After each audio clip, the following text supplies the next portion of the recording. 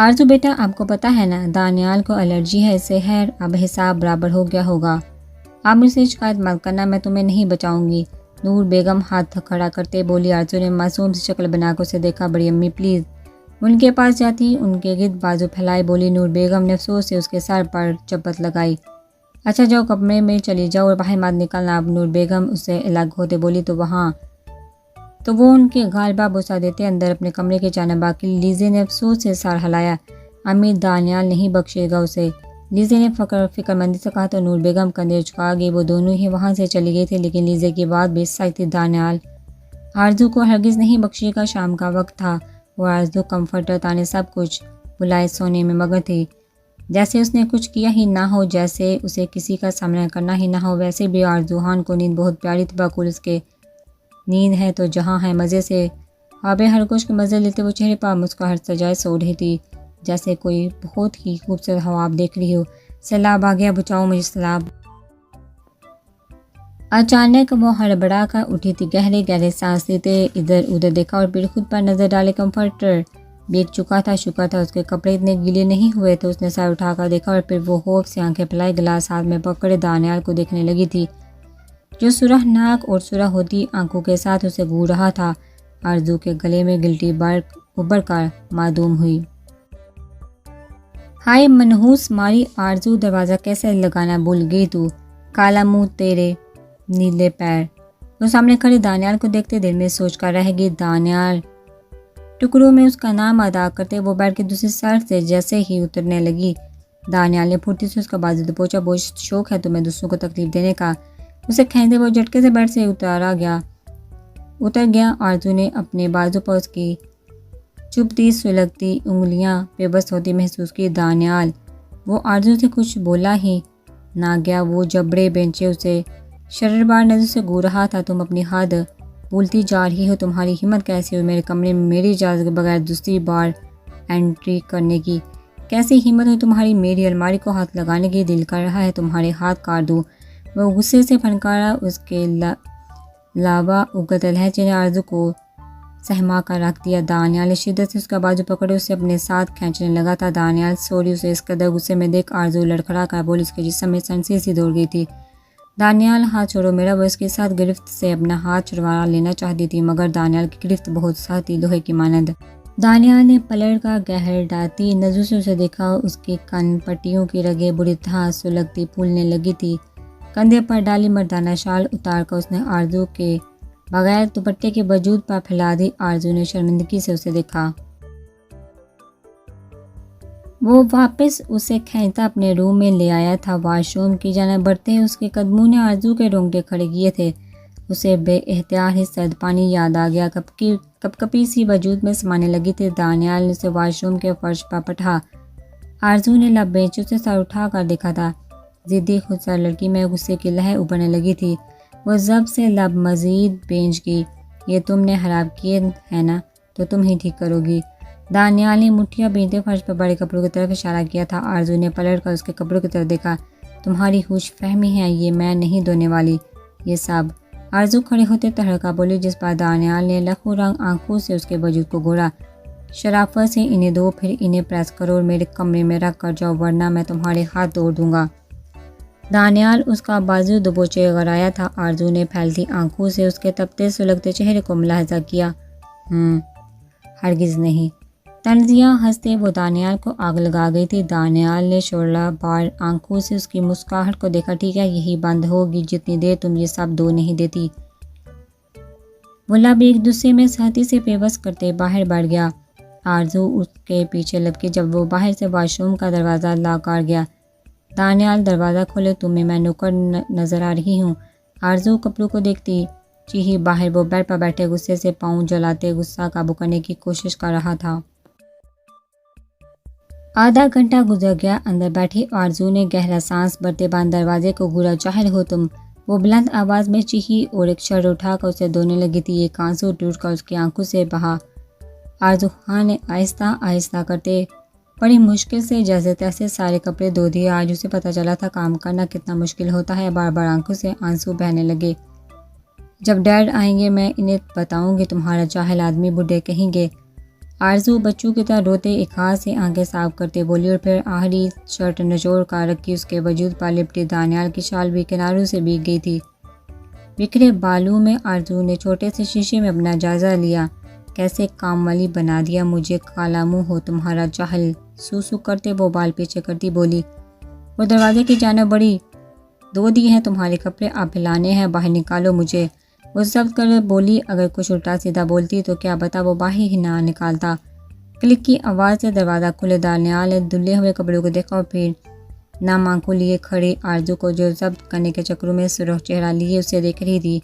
بہت جلد عقل آ گئی تمہیں۔ لبوں پر دل جلا دینے والی مسکراہٹ سجائے وہ آنکھوں میں تنزیہ چمک لیے بولا۔ آرزو نے بس گور کر اسے دیکھا۔ چلو اٹھاؤ انہیں اور اوپر ٹیرس پر پھیلا کر آؤ۔ وہ موبائل جیب سے نکالتے اس پر نظر جماتے بولا۔ آرزو نے سلگتے دل کے ساتھ کپڑے اٹھائے اور باہر نکل گئی۔ اس کے وجود پر اب بھی دانیال کی شال لپٹی ہوئی تھی۔ وہ کمرے سے باہر نکلی اور وہاں سے سیدھا کچن میں گئی تھی۔ سب لوگ حیرت سے اسے دیکھ رہے تھے۔ مہا کا کہکہا گونجا اور پھر وہ لبوں پر دونوں ہاتھ جمائے صوفے کے پیچھے چھپ گئی، ورنہ شاید آج آرزو سے مار ہی دیتی۔ سب کے لبوں پر مسکراہٹ تھی، تبھی تبھی ہنسی تھی۔ ان دونوں کے بدلوں کی کہانی میں گھر والے کافی انجوائے کر رہے تھے۔ حیرت تھی کہ آرزو نے نہ کسی کو دیکھا اور نہ ہی کسی کو کچھ کہا، حتیٰ کہ مہا کو اس کے کہکے پر بھی نہیں۔ سب نے آنکھوں ہی آنکھوں میں صورتحال کے سنگین ہونے کا اعلان کیا تھا۔ وہ سیڑھیاں چڑھتی اوپر گئی تھی جہاں ایک چھوٹا سا روم تھا، وہاں سے باہر کا کافی اچھا ویو آتا تھا۔ آرزو خان نے ضبط کے بندھن ہٹاتے سارے کپڑے زمین بوس کر دیے، وہاں بنے کمرے میں گئی، وہاں سے پٹورے اٹھائے، کپڑوں پر پوری گیلری خالی کر دی۔ دانیال فون کان کو لگائے سیڑھیاں چڑھتے اوپر آیا تھا۔ آرزو خان نے ایک نظر اسے دیکھا تھا۔ شام کا وقت تھا، آسمان اپنی روشنی کھوتے اب اندھیرے میں بدل رہا تھا۔ ٹیرس پر سردیوں کی ہوا روح کو منجمد کرنے کو کافی تھی۔ تیز ہوا سے آرزو کے بال اڑے اس کے چہرے پر آ رہے تھے۔ میرے آگے سب بھاگ برابر۔ وہ لبوں پر تنزیہ مسکراہٹ سجائے دانیال کو دیکھتے ماچس نکالتے اسے جلاتے کپڑوں پر پھینک گئی۔ آگ کی لپیٹ اوپر اٹھی تھی۔ آرزو کا چہرہ آگی روشنی کی وجہ سے زرد ہوا، جہاں پہلے والا نہ خوف تھا اور نہ ہی آنکھوں میں نمی۔ دانیال نے ساکت نظر سے اسے اور پھر جلتے ہوئے خود کے کپڑوں کو دیکھا۔ آرزو چلتے ہوئے اس تک آئی، اس کے سامنے بڑے نرم انداز میں کھڑے ہوئی تھی۔ آپ کو کیا لگا میں نوکرانی ہوں؟ آپ مجھ پر حکم چلا سکتے ہیں؟ ہرگز نہیں، میں آرزو خان ہوں، میں برباد کر کے خاک میں ملا دیتی ہوں۔ وہ گردن موڑے ایک نظر جلتے کپڑوں کو دیکھتی بولی تھی۔ دانیال کے سینے میں آگ بھڑکی، وہ ضبط سے مٹھیاں بھیج گیا، ضبط سے چہرہ سرخ پڑ گیا۔ وہ مٹھیاں بھیج گیا تھا تاکہ کہیں وہ آرزو خان پر ہاتھ نہ اٹھا دے۔ غصے کے شعلے آنکھوں سے اٹھنے لگے تھے۔ آرزو خان اس کے پاس سے ہوتے سیڑھیاں اترنے نیچے چلی گئی، جبکہ وہ اب بھی اس کی آگ کو دیکھ رہا تھا جو اس کے اندر جلتی آگ سے کہیں درجے کم تھی۔ ہم صاحب انا ہے، ہمیں تنگ نہ کیجیے، مغرور بے وفا ہے، ہمیں تنگ نہ کیجیے۔ ہم کون ہیں، کہاں ہیں، اس سے بھول جائیے، جیسے بھی ہیں، جہاں ہیں، ہمیں تنگ نہ کیجیے۔ بہتر ہے ہم سے دور ہیں صاحب کمال، ہم صاحب خطائیں، ہمیں تنگ نہ کیجیے۔ وہ سیڑھیاں اترتے نیچے آیا تھا، غصے سے چہرہ ہر درجہ سرخ پڑ رہا تھا۔ دانیال بیٹا کہاں جا رہے ہو؟ اس کے دھواں چہرے کو دیکھ کر اس کی جانب لگی تھی۔ ماں پلیز بولا۔ بینچا وہاں سے باہر نکل گیا اور پھر اپنی گاڑی میں بیٹھے وہ گھر سے ہی باہر نکل گیا تھا۔ نور بیگم نے افسوس سے سر نفی میں ہلایا، ابھی سے یہ حال ہے، بعد میں نہ جانے کیا ہوگا۔ نور بیگم افسوس سے سر ہلاتی بولی، بڑی امی بعد میں دھماکے ہی ہوں گے۔ علی سیب کی بائٹ لیتے بولا تو نور بیگم نے اسے گھورا، وہ کندھے اچکا گیا تھا۔ تھوڑی دیر پہلے آرزو بھی ایسے ہی نیچے آئی تھی اور اپنے کمرے میں چلی گئی اور اب دانیال باہر چلا گیا تھا۔ لیزے اٹھتی اوپر ٹیرس پر گئی اور پھر 5 منٹ بعد نیچے آئی۔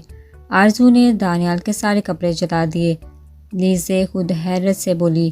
لیزے کے جانے کے بعد رخسار بیگم وہاں آئی تھی، اس کی بات سنتے انہوں نے ماتھا پیٹا تھا۔ یا خدا، کب عقل آئے گی اس لڑکی کو؟ وہ سر پر ہاتھ مارتے افسوس سے بولی تھی، جبکہ مہا ہنستے ہوئے اپنے روم میں چلی گئی۔ علی بھی وہاں سے چلا گیا، جبکہ لیزے، رخسار بیگم اور نور بیگم کچن میں چلی گئی۔ صفیہ بیگم کی طبیعت کچھ ناساز تھی، سو وہ آرام کر رہی تھی۔ وہ تینوں کھانا بنانے لگی تھی، ساتھ میں دانیال اور آرزو کو ڈسکس کر رہی تھی۔ کھانا گھر کی خواتین ہی بناتی تھی، جبکہ فیروزہ کو باقی کاموں کے لیے رکھا ہوا تھا۔ آرزو تیار ہوتے باہر نکلی تھی، یونیفارم میں ملبوس وہ کافی پیاری لگ رہی تھی۔ وہ ڈائننگ ٹیبل پر بیٹھے بریک فاسٹ شروع کر چکی تھی۔ وہ نے سامنے نظر اٹھا کر دیکھا، وہ سنجیدہ چہرے سے بریک فاسٹ کھا رہا تھا۔ اس کے جسم پر بلیک شرٹ کے ساتھ بلو پینٹ تھی جو بالکل نئی لگ رہی تھی۔ آرزو نے دل جلاتی مسکراہٹ لبوں پر کھینچی۔ خود پر کسی کی نظر محسوس کرتے دانیال نے نظر اٹھائے سامنے وہ منہ میں بریڈ کا پیس رکھتے اسے استہزاء یا مسکراہٹ سے دیکھ رہی تھی۔ دانیال نے شعلہ بار نظر سے اسے دیکھا اور پھر واپس اسے بریک فاسٹ کرنے لگا۔ کچھ ہی دن رہ گئے ہیں، تیاریاں کہاں تک پہنچی ہیں؟ آغا جی ناشتہ کرتے بولے۔ صفیہ بیگم نے مسکرا کر نے دیکھا۔ آغا جی بس کچھ ہی تقریباً مکمل ہے، اب بس لڑکیوں کی اپنی شاپنگ رہ گئی ہے۔ میں سوچ رہی ہوں 3-4 دن میں وہ بھی کار آئیں تو بہتر ہے، صفیہ بیگم خوش دلی سے بولی تھی۔ تو آغا جی نے اس بات میں سر ہلایا۔ دانیال تم پرسوں تک لے جاؤ انہیں، آغا جی کے بجائے سفیر صاحب نے دانیال کو دیکھتے کہا۔ ڈیڈ میرے پرسوں بہت امپورٹنٹ میٹنگ ہے، میں اسے نیکسٹ ڈے لے جاؤں گا، وہ اپنی اصلی سنجیدگی سے بولا۔ مہا اور آرزو نے ایکسائٹڈ ہو کر ایک دوسرے کو دیکھا، جبکہ عائشہ بس سر جھکائے ناشتہ کر رہی تھی۔ جبکہ میرا جلدی آفس چلا گیا تھا کچھ ضروری کام کی وجہ سے۔ عائشہ بچے اب آپ شادی کے بعد یونیورسٹی جانا، لیو لے لو آپ، نور بیگم بیٹی کو دیکھتے بولی تو وہ اس بات میں سر ہلا گئی۔ آرزو نے عائشہ کو ٹھوکا مارا تھا جس پر عائشہ گور کر اسے دیکھا اور ساتھ دانیال نے بھی ناگواری سے اسے دیکھا تھا جس پر آرزو نے منہ بنایا۔ چلو مہا چلے، آرزو اٹھتے ہوئے بولی۔ مہا بھی ہاتھ جاڑتے اٹھ گئی، لیکن اچانک ہی اس کے ذہن میں اس شخص کی باتیں گھومنے لگی تھی۔ وہ لبوں پر زبان پھیرتی گھبرا گئی تھی۔ کیا ہوا مہا، طبیعت ٹھیک ہے؟ دانیال نے مہا کا اچانک سفید پڑتا چہرہ دیکھتے استفسار کیا۔ باقی سب نے بھی مہا کو دیکھا۔ اتنی نظریں خود پر جمی دیکھ مہا پزل ہو کر رہ گئی۔ جی دانیال ویر، وہ لب کاٹتے بولی۔ آرزو اس کا ہاتھ پکڑے وہاں سے اسے لیے آگے کو بڑھ گئی تھی۔ گاڑی میں بیٹھتے ہی خان بابا نے گاڑی سٹارٹ کر دی اور مہا ان کے ہاتھوں پر بندھی پٹی کو دیکھ مزید سہم گئی۔ اسے وہ سیاہ ہونٹ بولتے یاد آنے لگے، اس کے جملے اپنے کانوں میں گونجتے محسوس ہوئے تو وہ حلق تار کر گئی۔ اوکے، خیال رکھنا اپنا، آرزو مہا کے گال کو چھوتے محبت سے بولی تھی۔ کیونکہ مہا کی یونیورسٹی آ گئی تھی سو وہ وہاں اتر گئی۔ خان بابا اسے آنکھوں ہی آنکھوں میں تسلی دیتے گاڑی آگے بڑھا گئے۔ جب اندر داخل ہوتے مہا خان کا وجود ایک بار پھر زلزلوں کی زد میں آیا۔ اس نے گیٹ کے بالکل پاس کھڑے اس کے کالے سیاہ کو دیکھا، سائے کو دیکھا۔ وہ فل بلیک کپڑوں میں ملبوس تھا۔ اس کے سر پر پہنی وہ ہیئر عجیب سی وحشت کا نذرانہ پیش کرتی تھی۔ وہ بلیک ہیٹ مہا کو اپنے قدم لرزتے محسوس ہوئے تھے۔ وہ پیچھے کی جانب بڑھنے لگی۔ وہ اس سے پہلے کہ وہ ڈور پر جاتی کسی حادثے کا شکار بنتی، سامنے کھڑے وجود نے تیزی سے لمبے لمبے ڈگ بھرتے اس کا ہاتھ تھاما تھا۔ میں کھڑا تو ہوں تمہاری موت کی صورت سامنے، پھر پیچھے جا کر مرنے کا کیا جواز؟ وہ ایک ہاتھ لانگ بلیک کوٹ کو جیب میں ڈالے بولا تھا۔ مہا کی ریڑھ کی ہڈی میں سنسنی دوڑ گئی۔ وہ کالی آنکھیں خوف سے پھیلائے اسے دیکھ رہی تھی۔ چلے، وہ مہا کا ہاتھ چھوڑتے بولا۔ مہا نے خوف سے کپ کپاتے وجود سے اسے دیکھا۔ کہاں؟ وہ اٹکتے لہجے میں بولی۔ مقابل کا چہرہ اس پر آیا نہیں تھا، قبرستان، شہر خاموشہ۔ وہ آہستگی سے اس کی جانب جھکتے بولا۔ مہا کو یکدم اپنی سانسیں کم ہوتی محسوس ہونے لگی تھی۔ اس کے لہجے میں پورے اصرار سی تھی۔ نہیں۔ مہا نے پھر سے پیچھے کی جانب قدم لیے جس پر الیگزینڈر نے اس کا ہاتھ پکڑتے پھر سے جھگڑا لگتا ہے، تمہیں بہت اچھا لگتا ہے جب میں تمہیں چھوتا ہوں۔ اس کا سفید ہاتھ اپنے گلوز پہنے ہاتھوں سے پکڑے وہ آہستہ مگر سرد آواز میں بولا۔ مہا نے تیزی سے اس کا ہاتھ جھٹکا تھا۔ کیا ہوا میڈم، سب ٹھیک ہے؟ سیکیورٹی گارڈ اس کی جانب آتے بولا۔ مہا نے کچھ کہنے کو لب پاکیے کہ الیگزینڈر نے اس کا ہاتھ مضبوطی سے جگڑتے دبایا تھا۔ مہا آنسو ضبط نفی میں سر ہلا گئی۔ یہ میری ہونے والی بیوی ہے، الیگزینڈر نے مہا کا ہاتھ سہلاتے دوسری نظر گارڈ پر ڈالتے کہا۔ تو وہ سر کو اس بات میں ہلا گیا۔ عجیب پر اصرار بندہ ہے۔ گارڈ نفی میں سر ہلا گیا۔ مہا نے اس سے اپنا ہاتھ چھڑوایا۔ تم نے نکاح کا بولا تھا نا، میں تمہارے قریب آنا چاہتا ہوں تو پھر نکاح کریں، ورنہ ویسے بھی مجھے کوئی ایشو نہیں ہے، وہ عام سے لہجے میں بولا۔ مہا نے پھیلی آنکھوں سے اسے دیکھا۔ تمہاری ہمت کیسی ہوئی یہاں آنے کی؟ میں نے کیا بگاڑا ہے تمہارا؟ تمہیں جس سے بدلہ لینا ہے ان سے لو، مجھ سے نہیں، اب جاؤ یہاں سے۔ ماہا مضبوط لہجے میں بولی، لیکن پھر بھی اس کا لہجہ لڑکھڑا گیا تھا۔ الیگزینڈر نے آبرو اچکار کر اسے دیکھا، جسے ماہا دیکھ ہی نہ پائی تھی۔ بہت زبان چلنے لگ پڑی ہے تمہاری لڑکی، بدلہ تو تمہارے ذریعے ہی لوں گا۔